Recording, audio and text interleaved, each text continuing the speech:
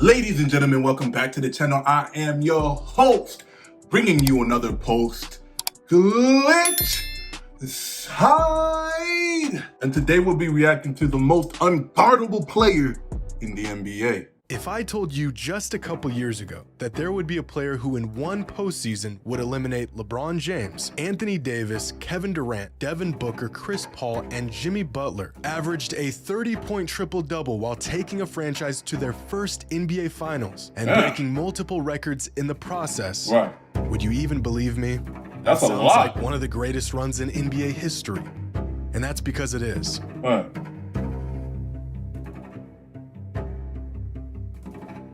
In terms of offensive brilliance, LeBron James set the gold standard for what is possible in the postseason, piling up an offensive box plus minus of 12.8 back in 2009. This record has yet to be broken. And it may never be, because the next closest playoff run in terms of offense was Michael Jordan in 1991, Michael Jordan again in 1990, and then LeBron James again, and then Michael Jordan again, and then our friend Nikola Jokic. And then more Michael Jokic. You won't even find another name on this chart until we get down to the 11th best offensive postseason in NBA history with Stephen Curry in 2017. But Michael, LeBron, and Steph are possibly the three greatest offensive players of all time. So what does that make Nikola Jokic? Well, among the career playoff leaders in offensive box plus minus, you'll find the greatest offensive weapons the game has ever seen. Magic Johnson, Kevin Durant, Steph Curry, LeBron James, Nikola Jokic, and Michael Jordan. So far this postseason, Jokic has managed to accomplish something that was previously thought to be impossible. Lead the playoffs in points, rebounds, and assists, a feat that has never been done before. But somehow this accumulation of stats is not that surprising. The man is getting triple-doubles like they grow on trees. I've seen the name Nikola Jokic next to the words triple-double so much this season, I almost forgot they were really hard to achieve. In fact, Nikola Jokic now has 10. So he making these triple-doubles seem like they just light work. They just meals that he devour on a regular basis for real. That's what this nigga's telling me right here. My fault. Did I unpause the video for obvious? Just to say something obvious? I'm trying to engage with y'all. If I see you in the street, I'm slapping the shit out of you. Nigga! 10 triple-doubles this postseason alone, which is more playoff triple-doubles than all but 5 NBA players have ever achieved in their entire career. Okay, Jokic. Now, a big burling center like Nikola Jokic is supposed to be really good around the rim. Among players with at least 1,000 career playoff shot attempts, Jokic ranks second all-time in effective field goal percentage. As impressive as this is, I kind of expected it. But you know what I didn't expect? Among players with at least 1,000 career playoff shot attempts, Jokic also ranks second in three-point percentage. Now, before you go and pick your jaw up off the floor, I must also tell you that among high-volume playoff shooters, there are only 2 players in NBA history who have career... Hold on, let me guess the other one. High-volume shooter. Allen Iverson. No. Kareem Abdul-Jabbar. No. Larry Bird. One of those is right. All right? One of those is right. Yeah, one of those is right. You know what? Fuck it. If I'm wrong on any of those names I just said, okay, if he doesn't say any of those names I just said, bro, in the comment, whoever is the first one to put their Cash App will receive $10 from me. It may not be now, but come next month, the first of next month, you'll receive $10 from me. No cap. Splits of 50-40-80. Kawhi Leonard and Nikola Jokic. Oh! Jokic is... Who the fuck is Kawhi Leonard?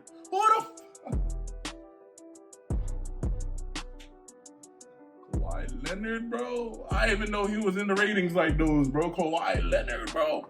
I haven't heard about that nigga since I was a kid. Maybe I gotta watch a video on Kawhi Leonard, but whoever comments their Cash App, none of my friends though, only subscribers that aren't my friends. I gotta say that. Really good at everything. So how do you stop him? Well, what would most players do in this situation? Jokic is sandwiched between a double team, but he's got a few options. Does he A, lob it up for Jeff Green, who's got a man sealed off? B, swing it to Jamal Murray at the top of the key? Or C, float it above Bam and attempt to knock down an 8-footer? Damn. Bounty Mega Roll, 4 rolls in 1. Are you having trouble finding a place for your precious bundle of fur? It's okay. Jokic, the feed. What he do? He does none of those things. Oh, and shit. instead slips a pass to a cutting Christian Brown for an easy dunk. One of the best ways to describe Jokic's game is that he makes it difficult for his teammates to even make a bad play.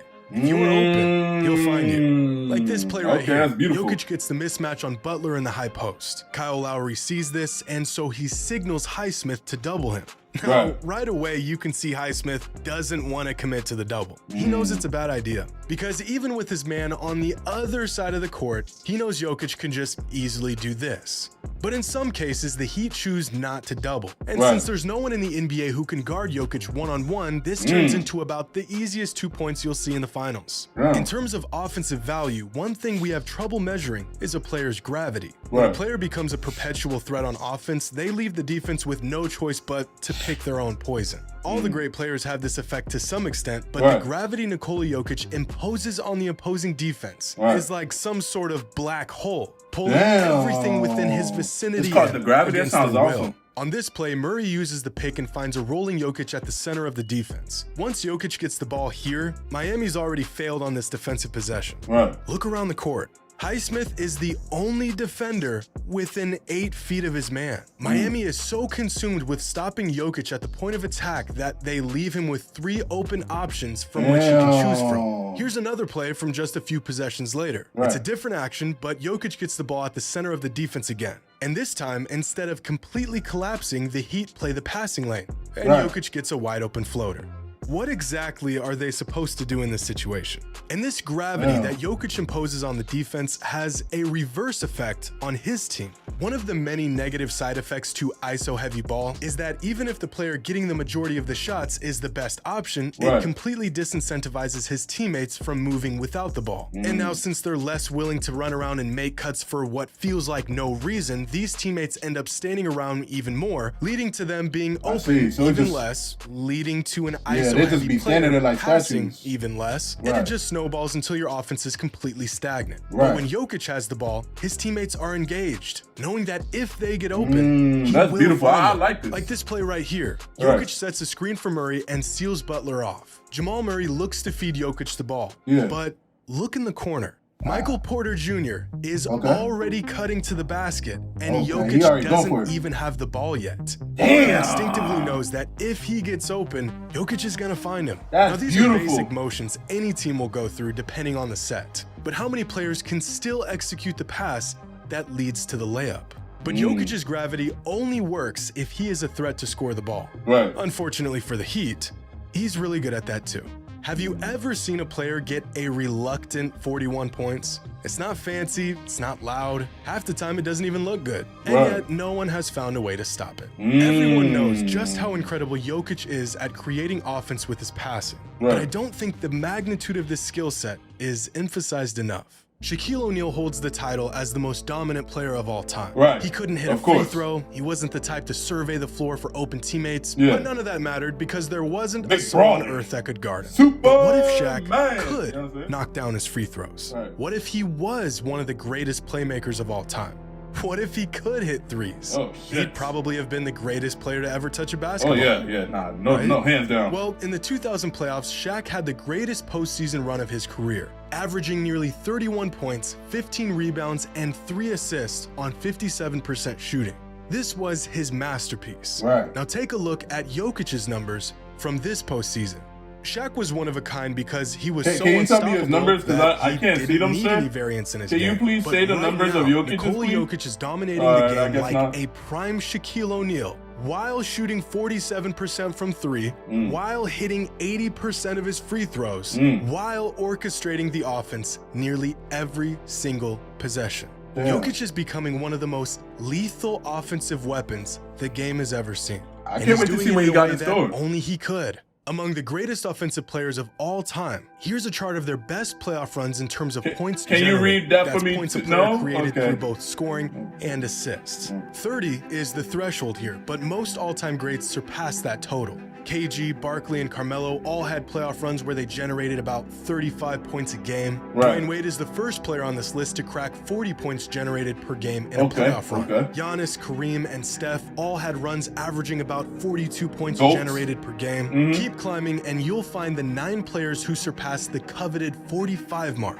and only 6 of them did it in the modern NBA. Allen Iverson's best playoff run that came in 2001, There's Allen Luka Iverson. in 2022, Jordan in 1990, Magic in 1986, LeBron in 2018, and Nikola Jokic this season. Creating more offense than any player in any season ever. That was a top tier video from what's his name? Jimmy High Roller. Jimmy High Roller, man. Y'all go and check him out. Link in the description. If you want to see me, you know, blind person and stuff, play basketball, you know what I'm saying, go ahead and check that out. Leave a like, you know what I'm saying, subscribe. I'm actually starting to really fuck with Jokic. He might be my favorite player in the league. And when I say this, I don't mean because I have a connection to him in the sense of he's on my favorite team or whatever. I just simply mean, based off the videos that I've watched, I like his game, thus making him my favorite. Anyways, if you like the video, please like the video, hit that subscribe button, and let me know what you think in the comments down below.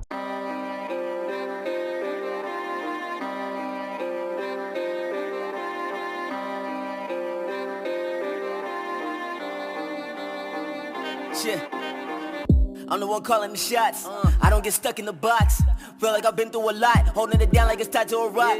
Everybody y'all talk, they ain't walking that walk. Learned it all on my own. Everything's self-taught. Headshot with the stainless. Blow their mind, now they brainless. Dreams of being on stages. Damn, the shit's outrageous. I can see all of the changes. Everything coming in phases. Last year I was nameless. This year I'm finna be famous.